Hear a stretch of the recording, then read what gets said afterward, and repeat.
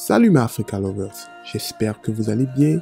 Bienvenue dans ce nouvel épisode de Peuple Ébène. Et comme vous le savez déjà, ici, nous parlons de l'histoire de l'Afrique. Mais pas seulement, nous parlons surtout de l'histoire glorieuse de notre continent comme vous ne l'avez jamais entendu. Alors à l'intérieur de la boucle du Niger, au large de l'ancien empire Songhai, a existé un ensemble de royaumes dont l'existence n'a pas seulement traversé le temps. En effet, les royaumes Mossi ont été pendant longtemps de sérieux concurrents, sinon un sérieux problème de grands empires comme l'empire du Songhai et même du Mali pour des ambitions de contrôle de la boucle du Niger. La discipline et la force militaire de ces royaumes ont créé une marque de fabrique dans l'histoire des puissances de l'Afrique occidentale. Aujourd'hui encore, le prestige de ces royaumes et du peuple Mossi reste palpable à travers l'influence de leur souverain appelé le Moro Naba. Mais encore et surtout, l'une des choses qui a particulièrement attiré mon attention lors de mes recherches sur les royaumes Mossi est particulièrement leur habilité à préserver leurs croyances. Comment cela s'est-il fait? Nous vous le montrons maintenant dans cette vidéo. Projecteur.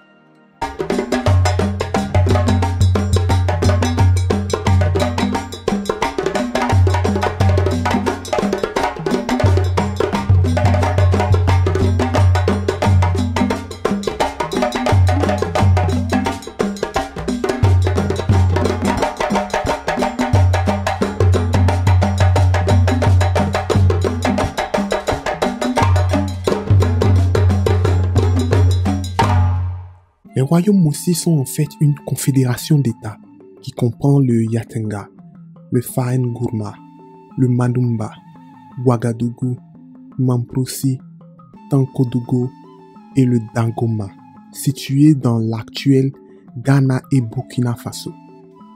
En 1500 et 1800, les États Mossi contrôlaient les territoires de la région au sud de la courbe du Niger.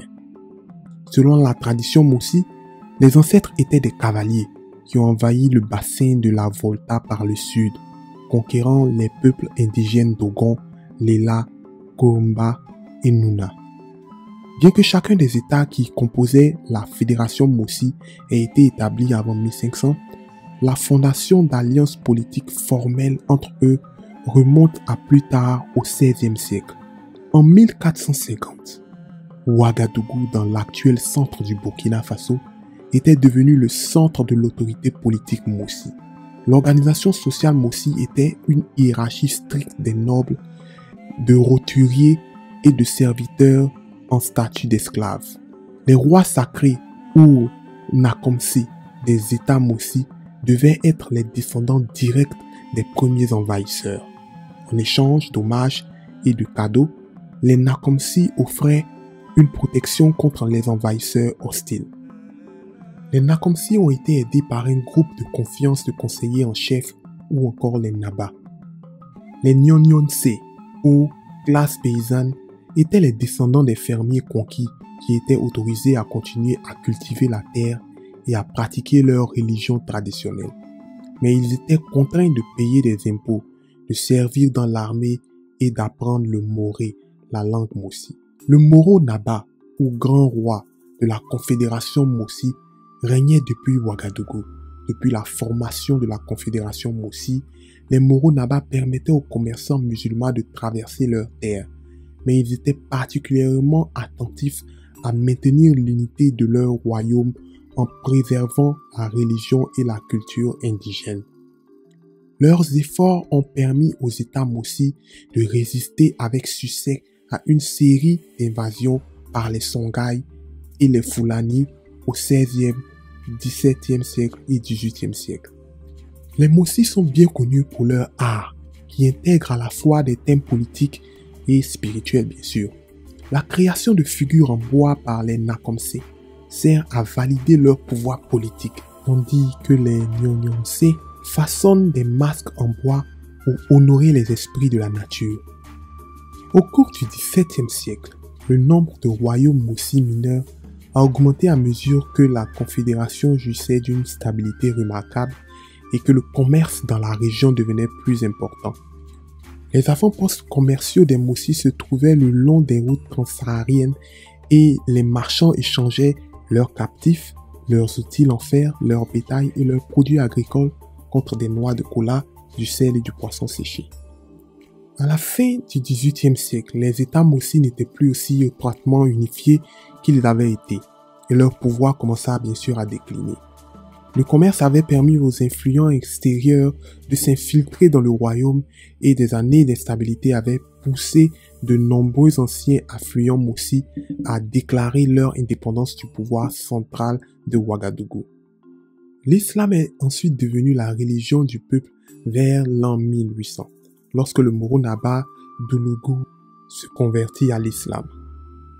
La période de colonisation européenne, surtout française, qui commença sérieusement vers le milieu du XIXe siècle, marqua la fin de la Confédération Mossi en tant que puissance régionale. En raison de leur emplacement intérieur, les Mossi ne participaient pas directement au commerce côtier. Ce n'est qu'après que les Européens ont vaincu les royaumes côtiers et forestiers lors de la partition de l'Afrique qu'ils ont cherché à développer une relation commerciale avec les Mossi. Les Français et les Britanniques se sont fait concurrence pour établir un monopole qui contrôlerait le commerce dans la région intérieure bordant le cours supérieur du fleuve Niger. Après que les Britanniques aient conquis l'empire Ashanti, ils se sont déplacés plus loin dans l'intérieur et ont incorporé des peuples Mossi dans leur nouvelle colonie de la Gulf Coast. Les Français ont pris le contrôle d'une grande partie de la région en détruisant l'empire toucouleur sous Amadou Sékou, décédé en 1898, et l'empire Mandinka sous Samori Touré vers 1830 et 1900. Le chef Mossi, le Moro Naba, repoussa cependant la demande française de signer un traité commercial et les Français envahirent Ouagadougou en 1896. Parce qu'ils rencontrèrent une résistance significative du peuple Mossi, les Français adoptèrent une politique de domination indirecte. Ils créent la colonie de la Haute-Côte d'Ivoire qui deviendra plus tard le territoire de la Haute-Volta en 1919. En 1947, les frontières de la Haute-Volta sont finalisées. En 1984, le nom du pays va être changé en Burkina Faso, ce qui signifie le pays des hommes intègres. Les Mossi représentent aujourd'hui plus de la moitié de la population du Burkina Faso. Voilà chers amis, si vous avez aimé cette vidéo, n'oubliez surtout pas de vous abonner, de partager, d'aimer et surtout d'activer la cloche de notification pour plus de vidéos sur Peuple Eben. Sur ce, je vous dis à bientôt.